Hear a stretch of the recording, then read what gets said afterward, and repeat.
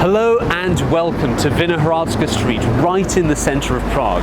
Right there is Warsaw Square, the site of many a key moment in Czech history, with obviously the National Museum building.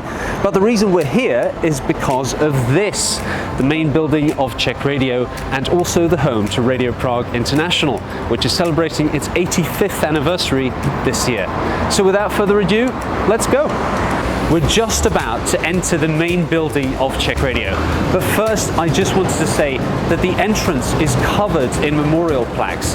And those memorial plaques are here because Czech Radio actually played an important role in Czech history, both during the 1945 liberation of Prague and the 1968 invasion of Czechoslovakia. It was a main source of live information for Czechs, and for many of them, that means that the radio still has a special place in their hearts. Now, this beautiful functionalist marble reception hall was built in 1929 and finished in 1933. It was actually demolished during the war by a German bomber, but was reconstructed recently. And you can see, for example, this marble staircase is one of the original marble staircases that would have been here during the interwar era, which also saw the founding of Radio Prague.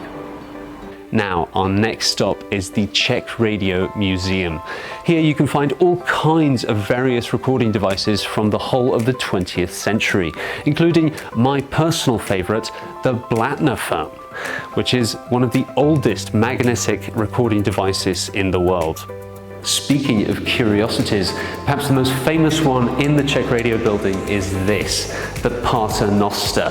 Now, this is one of the oldest continuously running lifts in the Czech Republic. It was built in 1920, brought here in 1929, and it's been working ever since, except right now when it's being repaired. Hopefully it will be finished soon. Now, this room is very special because it's home to the Czech Radio Archive. This is actually one of the richest archives in terms of radio archives in the whole of Europe. There are over 10,000 meters of recorded tape here, and if you want to listen to all of it, it would take you 25 years.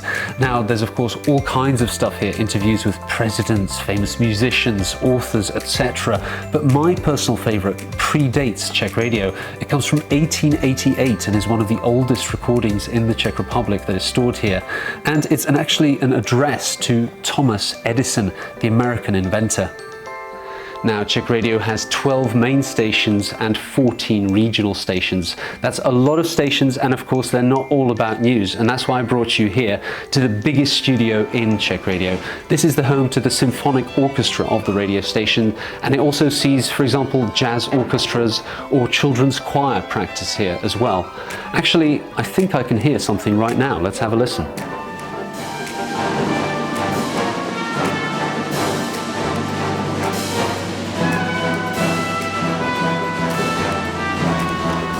You might recognize this room because there are lots of photographs on our website with our interviewees here. And this is actually where the interviewees sit before they go right there to talk to us in one of these studios. There are 36 studios here in total in what is called the main studio building. And there are also 2 direction and 3 production room studios. I'm actually going to bring you into one of the production room studios where the German section has just been working. As you can see, it's a kind of a mix of modern and old technology, but all of the broadcasting is digitized and the recording equipment is the latest, of course. Here is where Radio Prague International works, this floor of ours.